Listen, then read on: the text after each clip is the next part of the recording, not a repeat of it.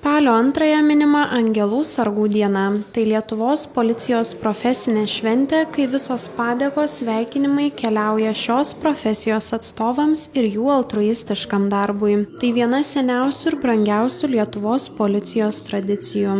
Šią Lietuvos policijos dienos progą mokytojų komanda viešoji įstaiga Pravers, Vilniaus verslo ir svetingumo profesinės karjeros centras Šiaulių miesto policijos pareigūnus pakvietė šventinių pusryčių. Šiandien policija minė policijos Angelų sargų dieną ir minime kartu su visuomenė, kartu su žmonėmis, kuriems tarnaujam, dėl kurių mes ir esame. Visas mūsų darbas yra nukreiptas, kad kiekvienas žmogus, kiekvienas vaikas jaustųsi saugus savo aplinkoje, savo mieste, savo valstybėje, kad užtikrintumėm, kad teisės viršenybė būtų virš kitų. Ir tuo pačiu noriu pasveikinti kiekvieną policijos pareigūną šeimą, kuris pasirinko šią sunkią profesiją, tarnauti žmonėms, tarnauti savo kraštui. Tai yra didi misija ir kiekvienas, kuris pasirinko tą kelią, jisai stengiasi ir nori matyti šviesesnį, gražesnį savo kraštą ir tos pačius žmonės.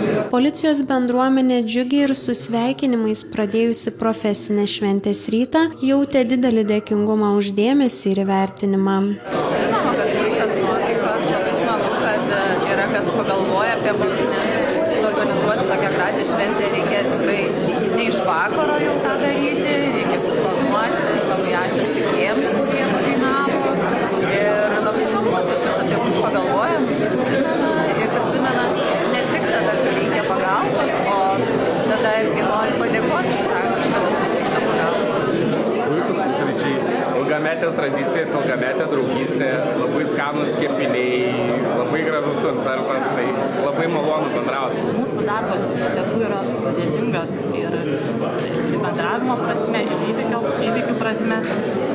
Ir šitie šventiniai tokie pusryčiai šios dienos yra puikus įvertinimas mūsų bendravimo su visuomenė.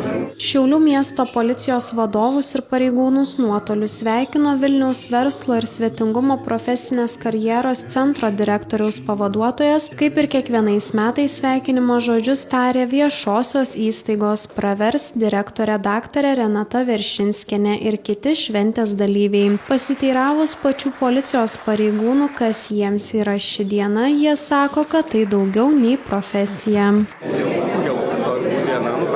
Ne tik profesinė šventė, nes tarnyba daugiau negu pusę mano gyvenimo tarnauju policijoje. Labai simboliška, labai artima ir širdžiai.